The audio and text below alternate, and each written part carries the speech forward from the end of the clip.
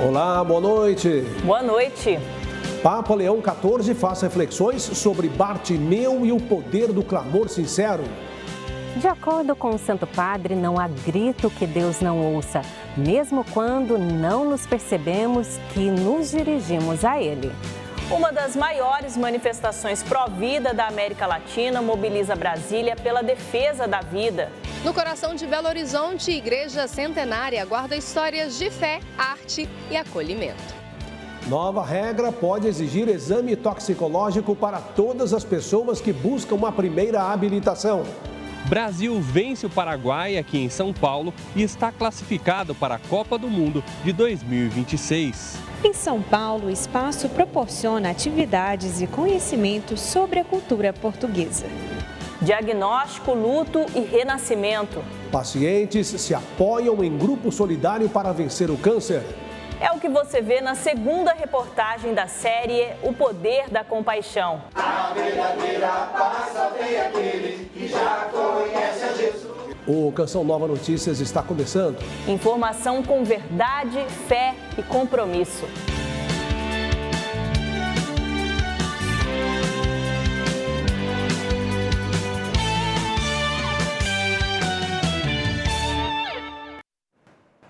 Hoje foi dia de catequese no Vaticano. O Papa Leão XIV recebeu milhares de pessoas para a quarta audiência geral do seu pontificado. Ao dar continuidade ao ciclo Jesus Cristo, Nossa Esperança, o Santo Padre voltou o olhar dos fiéis para as curas realizadas por Jesus.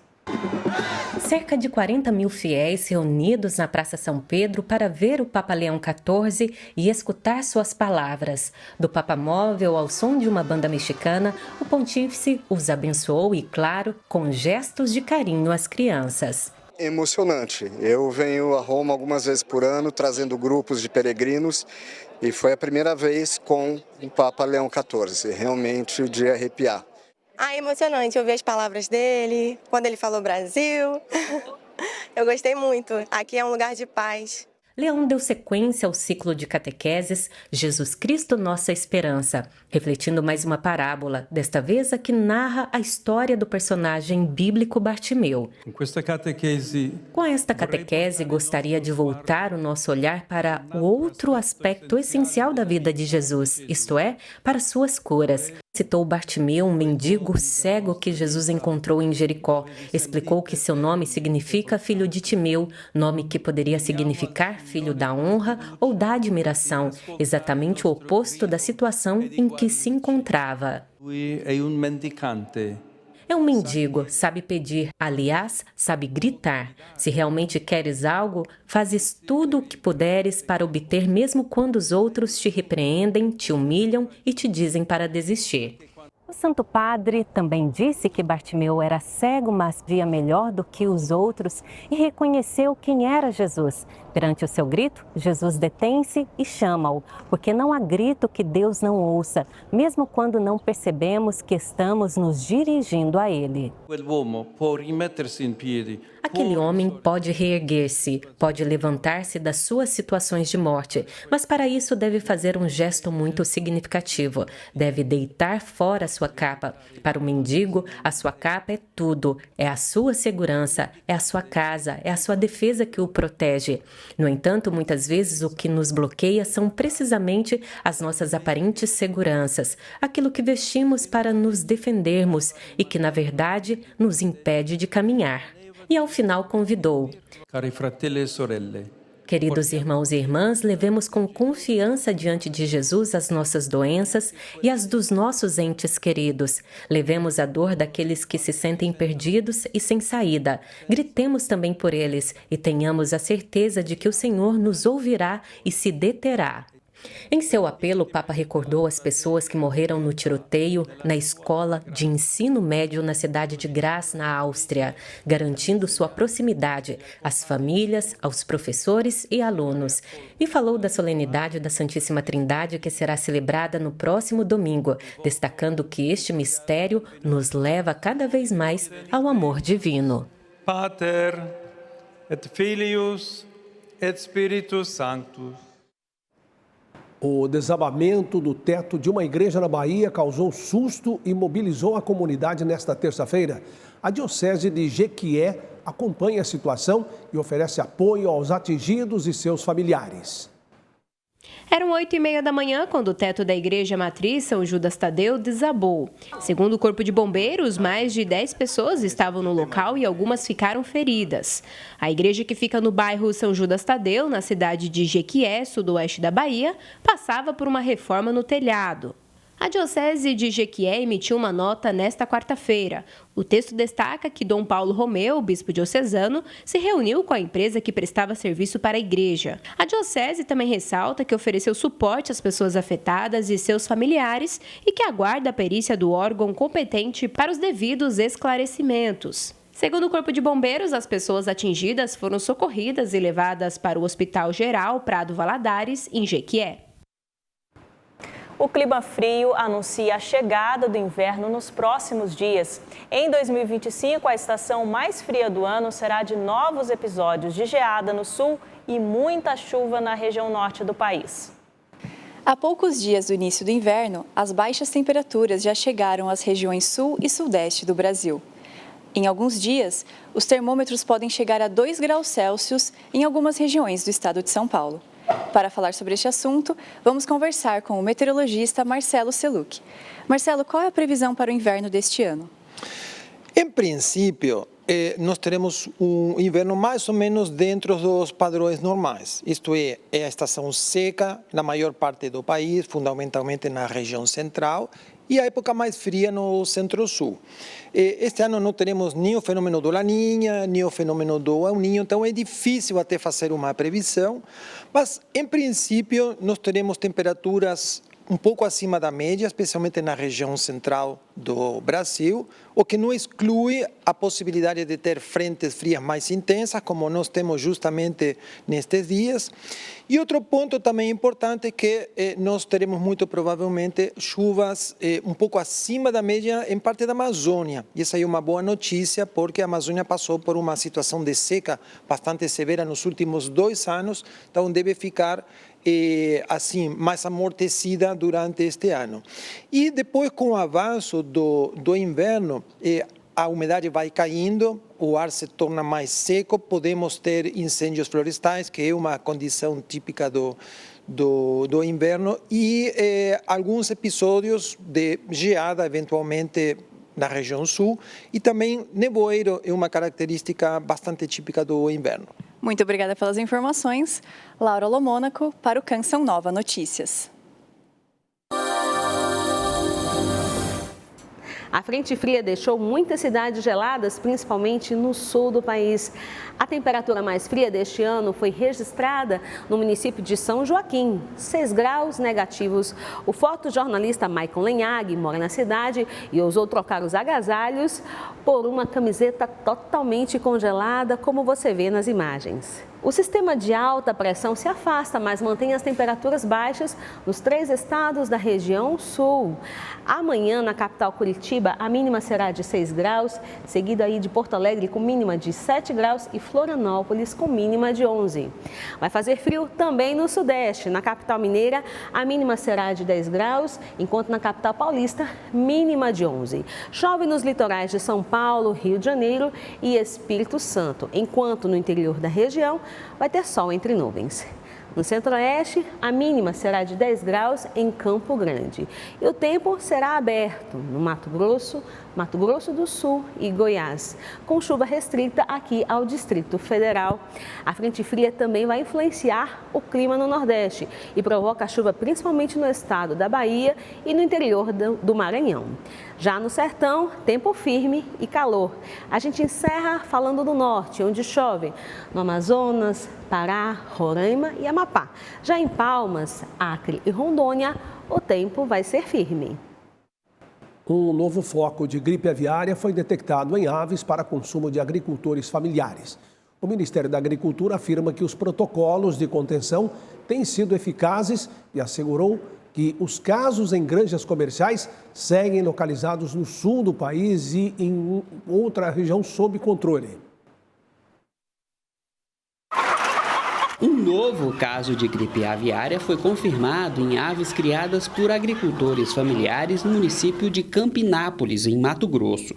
Em nota, o Ministério da Agricultura informou que a área foi isolada em um raio de 10 quilômetros e que o protocolo de contenção já foi iniciado.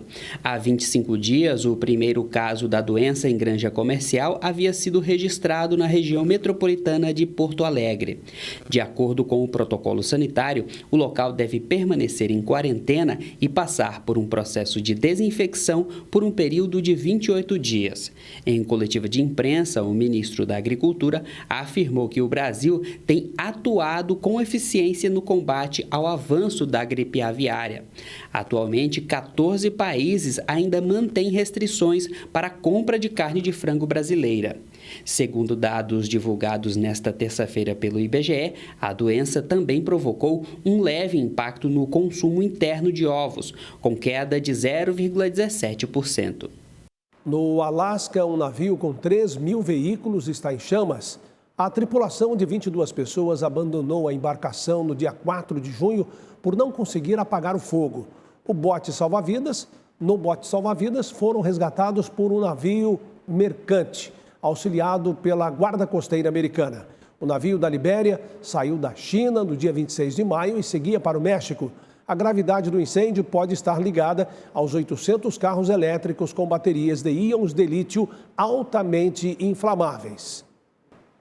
O ministro Flávio Dino, do Supremo Tribunal Federal, votou pela responsabilização das redes sociais por posts ofensivos, mesmo sem ordem judicial. Já na Câmara dos Deputados, o ministro Fernando Haddad defendeu a isenção do imposto de renda para quem ganha até R$5 mil. A repórter Aline Campelo tem os detalhes direto de Brasília. Aline, boa noite para você. Uma ótima noite, Fernanda, e a todos. Bem, na audiência pública desta quarta-feira, o ministro Fernando Haddad defendeu propostas de ajuste fiscal, incluindo a tributação de investimentos que hoje são isentos, como os do setor imobiliário e do agronegócio, uma alternativa ao aumento do IOF. Ele também usou a expressão abertura de espírito dos parlamentares e criticou a falta de avanço em pautas como supersalários. Após desentendimentos com deputados da oposição, a sessão prevista para 5 horas foi encerrada com menos de 3. Já que no Supremo Tribunal Federal, o ministro Flávio Dino votou a favor de responsabilizar as redes sociais por conteúdos ofensivos publicados por usuários, mesmo sem ordem judicial anterior. O placar está em 4-1 pela responsabilização, mas há divergências sobre como aplicar a medida.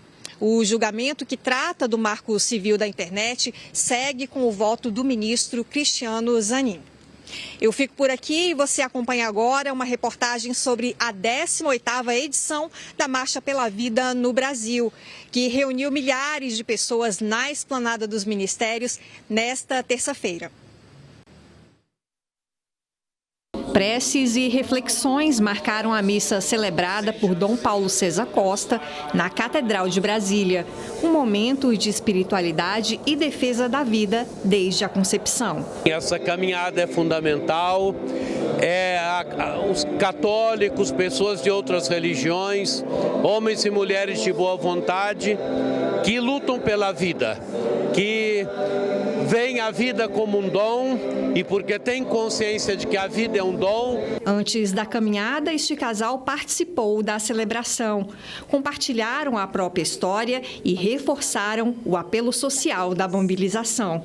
Sabemos que estamos num mundo tão perdido que a vida não tem valor e o quanto é preciosa, o quanto é uma graça de Deus, né? E quantas famílias não têm esse privilégio de ter uma concepção.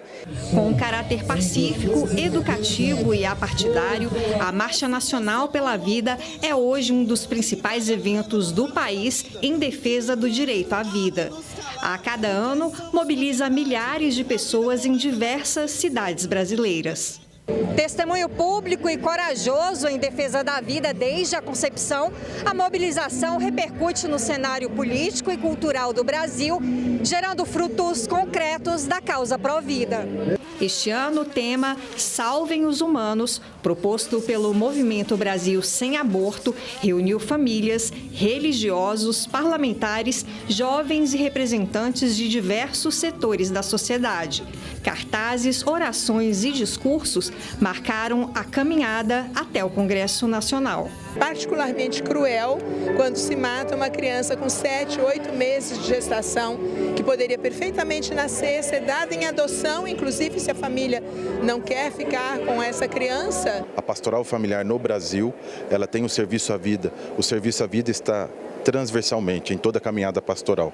Não necessariamente somente na pastoral familiar, mas todo cristão batizado. A defesa da vida é nossa, é de todo aquele que se faz discípulo e discípula de nosso Senhor Jesus Cristo.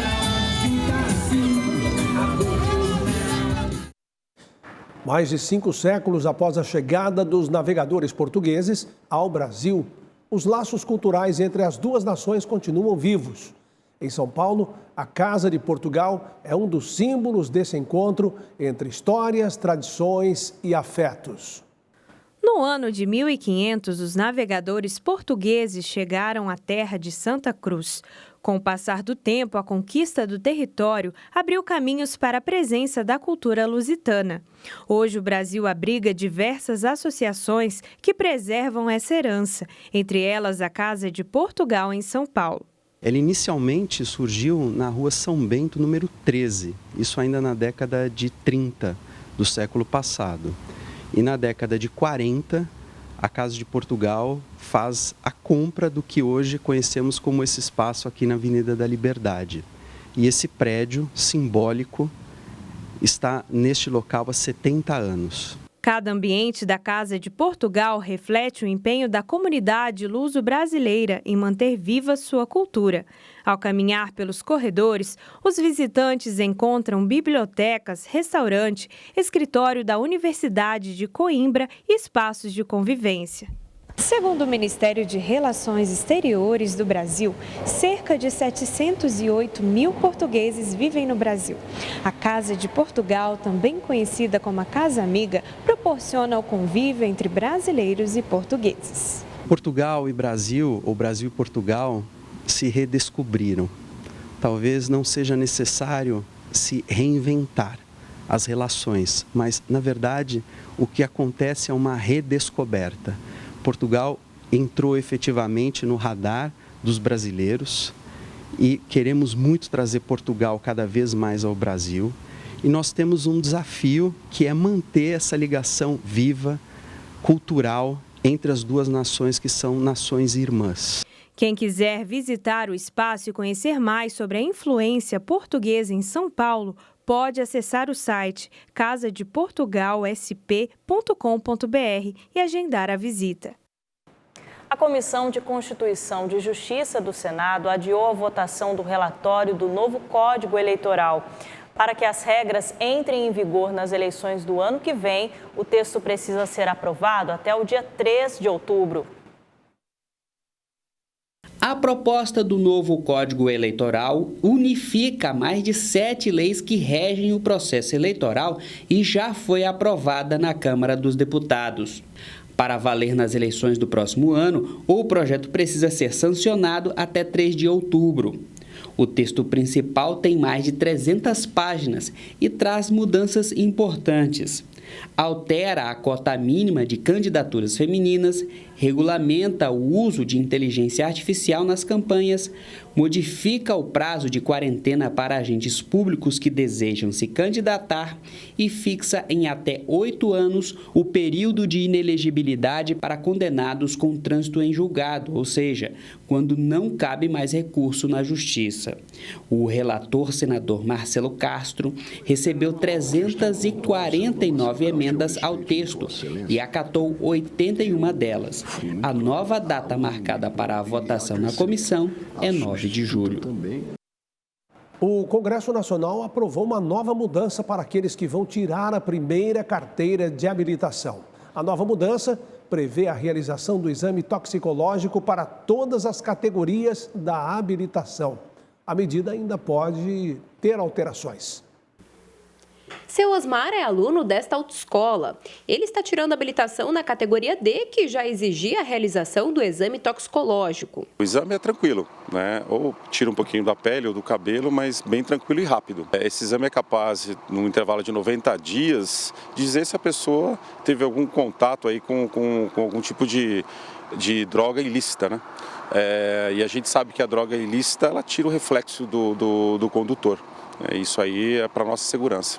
Para este perito de trânsito, o exame é benéfico. O especialista também acredita que o condutor deve se conscientizar. Toda lei, ela se vem para ajudar o cidadão, ela é benéfica, né? Mas nós, porque nós somos um grupo de pessoas, né?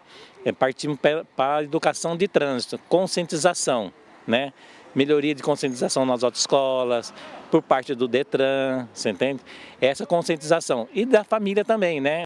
Mas como é feita esta avaliação? É realizada a coleta de 2 amostras, uma que é a da análise da prova e uma que fica retida por 5 anos para usar como contraprova ou em caso de contestação do próprio cliente.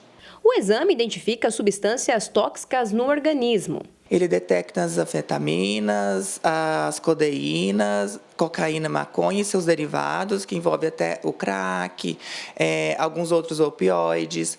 O procedimento exige um protocolo de segurança específico. Porque ele só pode entrar nessa sala para realizar esse exame o próprio motorista, o coletador e uma testemunha, para poder ter mais credibilidade no exame, né?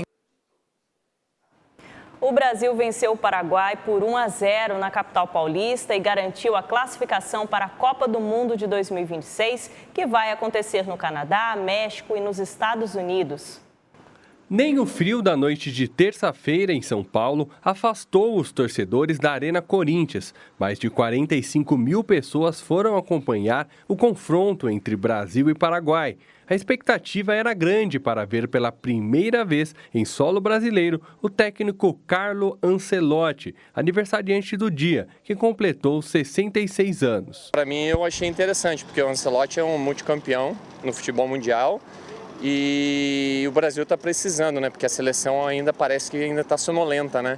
Então, com ele agora no comando da seleção, eu espero que o Brasil melhore bastante. Eu acredito que a gente está com expectativa boa para a contratação. A gente está precisando de alguém que chegue para fazer uma renovação e nós estamos esperançosos que seja muito boa. O Brasil criou boas chances durante o jogo, mas o gol só saiu aos 43 minutos do primeiro tempo. Matheus Cunha veio de trás e tocou para o meio. O camisa 10 Vinícius Júnior mandou para o fundo da rede.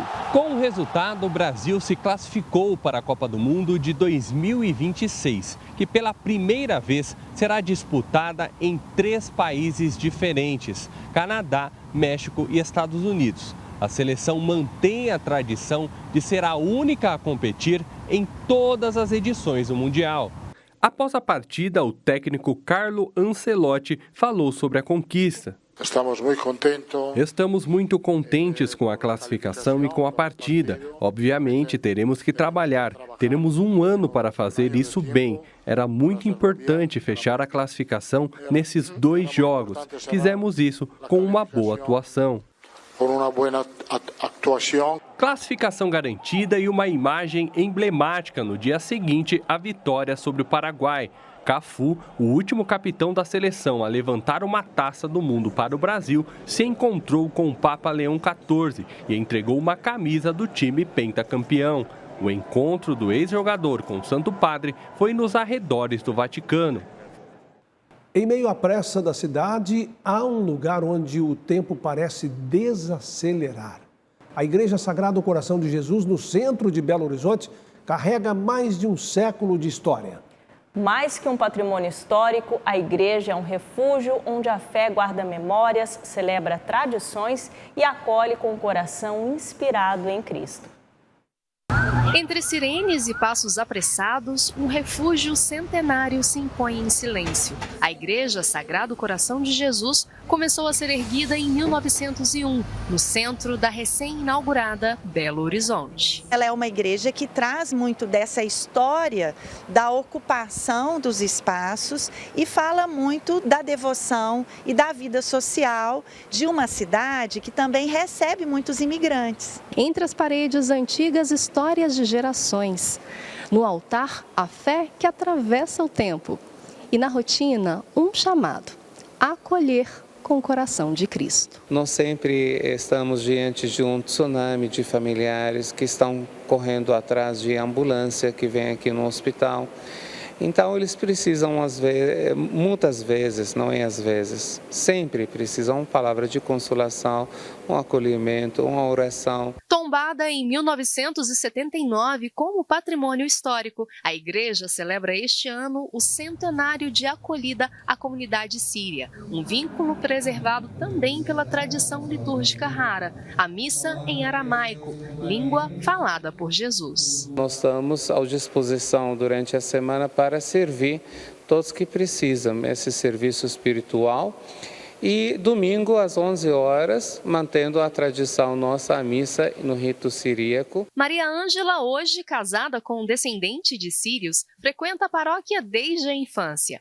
A bióloga viu a história da sua família começar no altar da igreja, famosa pela celebração de casamentos. Eu casei em 89 e depois vieram as filhas. Eu tenho 3 filhas, todas as 3 foram batizadas aqui. Com a arquitetura neogótica, a igreja passou por restaurações com a ajuda dos fiéis. Ainda precisa de reparos, mas segue como casa viva de fé, esperança e acolhimento. O mais importante da preservação é que as vivências desses espaços como patrimônio cultural sejam preservadas. Patrimônio para nossas gerações futuras, sabe? O que os antigos mineiros construíram e deixaram como herança.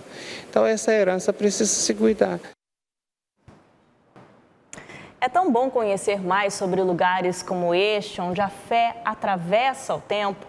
O jornalismo Canção Nova tem o propósito de destacar locais inspirados em Cristo e principalmente dar voz às pessoas que vivem a sua intimidade com o sagrado. A campanha do projeto Dai-me Almas é uma das maneiras de continuar comunicando vida e esperança. Estamos com 36% até o momento. Doe pelo Pix com a chave pix.doação@cançãonova.com e obrigada por sua fidelidade. Ela perdeu a mãe, depois descobriu um câncer, mas não caminhou sozinha. Nesta segunda reportagem da série O Poder da Compaixão, histórias reais revelam como o amor do outro pode ser uma força em meio à dor.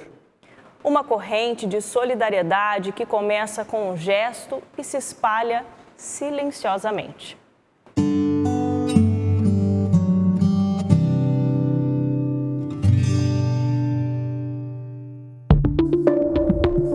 Enfrentar os corredores de um hospital já é por si só um desafio. Receber o diagnóstico de câncer de mama enquanto ainda vive o luto pela perda da mãe torna a caminhada ainda mais exigente. Diante de Nossa Senhora, eu falei assim: senhora, eu só tenho que agradecer, eu sou uma serva do Senhor. O que tiver de vir, eu vou fazer. Mas como ressignificar essa dor? Elaine recebeu apoio de amigos e retribuiu o gesto de compaixão de forma concreta, um café solidário. Vamos fazer um café que a gente arrecadar fralda geriátrica. Bastante paciente precisa, né? O nosso primeiro café a gente arrecadou 83 fraldas. Na dor, o que a compaixão faz com a pessoa? Ela cria um sentimento, uma sensação de bem-estar. Ela realmente faz bem. O propósito, fazer alguma coisa, ter um propósito de ajudar o outro. Ao lado está a melhor amiga de infância, que nunca soltou a sua mão. Além de levar as informações, acolher as pacientes, né, que recebem o diagnóstico do câncer, a gente está aqui para servir o próximo, né? A compaixão ela é muito mais profunda, né? Porque ela nos coloca em ação diante da dor do outro. Rosângela, Edilene e Samira. Entre consultas e exames, encontraram o apoio no Quem Ama Cuida. Tive muito apoio, né? E, nossa, foi muito bom mesmo. E até hoje eu tô firme com eles. Às vezes eu tô sentindo tal coisa, a gente coloca lá, gente, nossa, eu tô meio assim. Não, é normal, fica tranquila, no começo é assim mesmo, depois vai melhorando. E elas acabam tipo assim, vai sanando tudo, vai tranquilizando. Você se sente acolhida, você se sente assim, é tudo que a gente precisa, se a gente gritar, elas estão ali. Edilene descobriu o câncer de forma surpreendente, após a compra de um guarda-roupa. E esse guarda-roupa tem um espelho grande. Quando eu fui abrir a porta do guarda-roupa, eu notei o afundamento na minha mama esquerda. Para Samira, o desafio veio em dose dupla. Descobriu a reincidência do linfoma de Hodgkin e a gravidez juntos. Ou eu abortava ou ela nascia com problema, né? Mas eu decidi não fazer e dar continuidade à gravidez. Graças a Deus, ela é uma criança super saudável. E falando em milagres, a fé é um dos pilares que move essas mulheres. O primeiro terço foi muito emocionante, várias pessoas se encontraram naquele terço, abraçaram aquela ideia e até hoje está firme conosco, sabe? Já dizia São Vicente de Paulo, não falta quem quer fazer o bem, falta alguém que nos organize para que a gente faça o bem junto.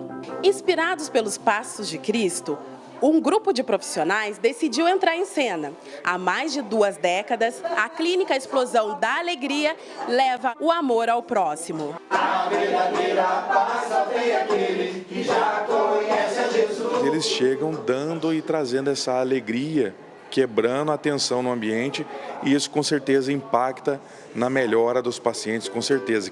O silêncio dos corredores de um hospital no interior de São Paulo é quebrado com a chegada de uma galera barulhenta. Edenilson herdou do avô não apenas o amor pelo circo, mas também o dom de levar alegria.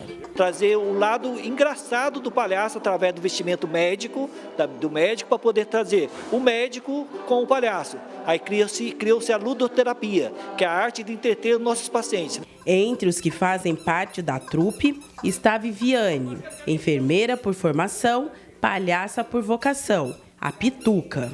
É uma válvula de escape pra gente, né? Você sai para fazer visita, você tá cansada, mas você começa, visita um, visita outro, brinca com um, brinca com o outro. Então a alegria que eu levo para minha casa, para minha vida, não tem explicação. Mas não pense que é só palhaçada por aqui. A compaixão vem em forma de músicas, abraços e faz até palhaço chorar. Se a cruz pesada for, Cristo está contigo. Muitas das vezes carente, vendo vocês entrar aqui, trouxe uma alegria muito grande pro meu coração. Eu pude sentir o próprio Deus, acredita? Que alegra a criança. A criança pode ter caído, ver os palhaços, é só alegria, né, bem?